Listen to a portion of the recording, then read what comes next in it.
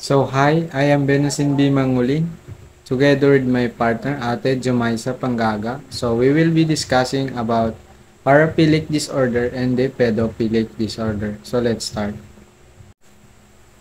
So first is the paraphilic disorder. So paraphilic disorder are characterized by intense sexual urges, fantasies, or behaviors involving unusual objects, activities, or situations.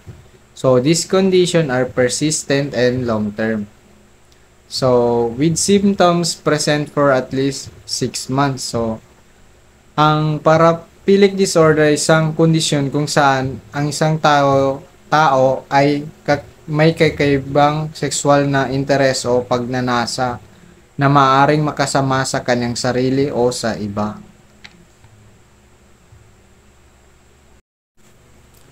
So, next is the common types of paraphilic disorder. So, number one is exhibitionistic disorder. So, this involves exposing one's genitals to unsuspecting others. So, example nito is, kunyari may isang individual, so he derives sexual excitement from flashing strangers in public places like parks or shopping malls.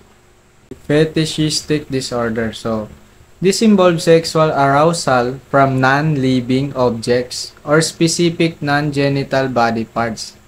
So, for instance, someone might have a fetish for shoes, feeling intense sexual excitement only when they are involved in their sexual activities.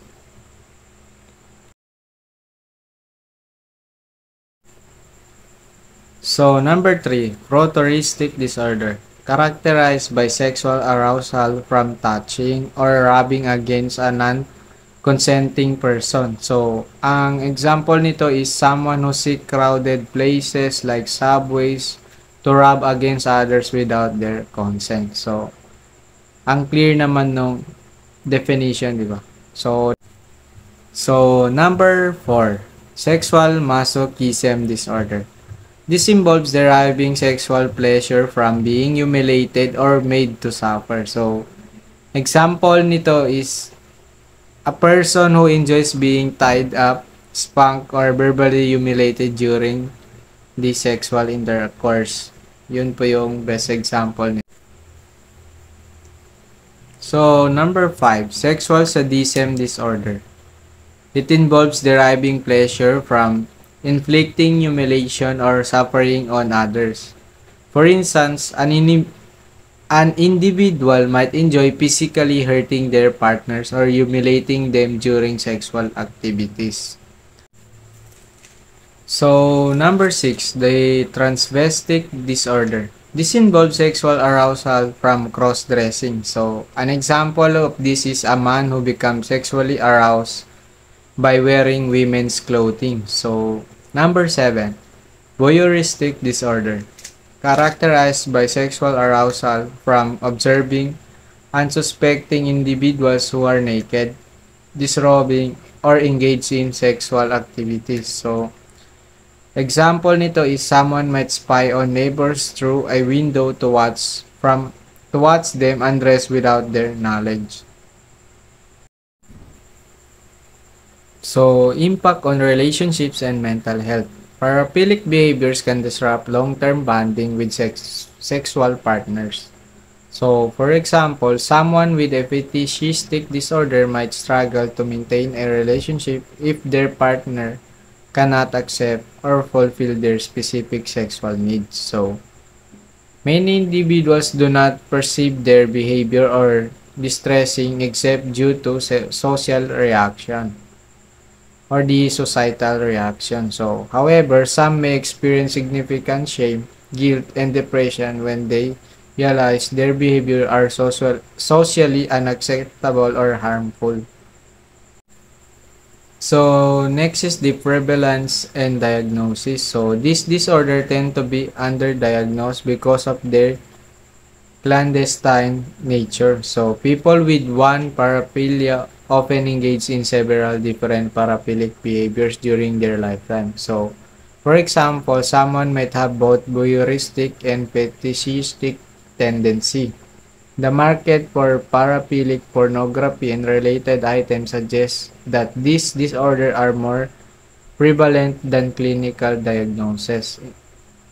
So, for instance, the high sales of fetish-related materials online point to a significant number of individuals with this interest. So, next topic is the pedophilic disorder.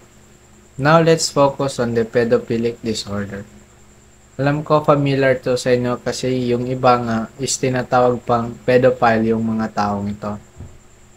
So, this disorder involves recurrent, intense sexually arousing fantasies, urges, or behaviors involving prepubescent children. So, generally, these prepubescent children ages 13 or younger.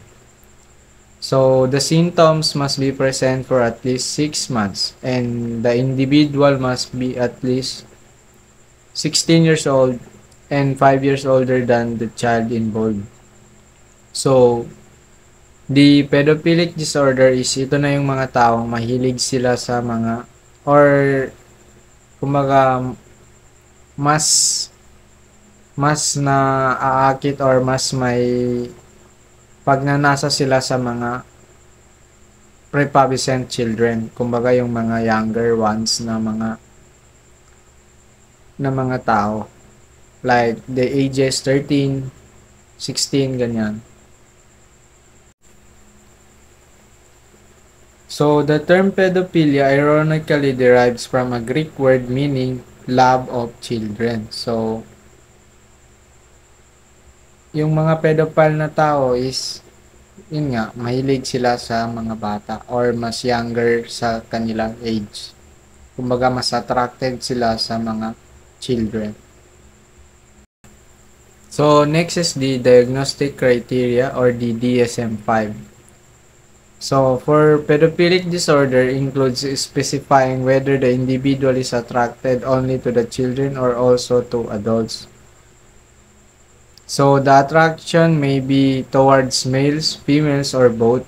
So, for instance, an individual might be exclusively attracted to young boys, while other might be attracted to both young girls and adult women.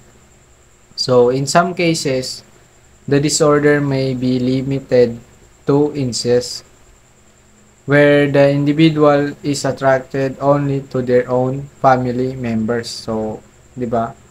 Ang lala nung disorder na ito kung ganun na yung mga effect niya sa ibang tao, like may pagnanasa pa sila sa kanilang sariling family members, 'di ba?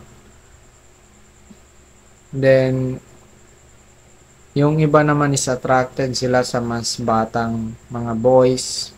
Kawawa naman 'di ba yung mga walang muwang doon sa nangyayari sa buhay nila. Kasi biktima sila ng mga pedophile na tao.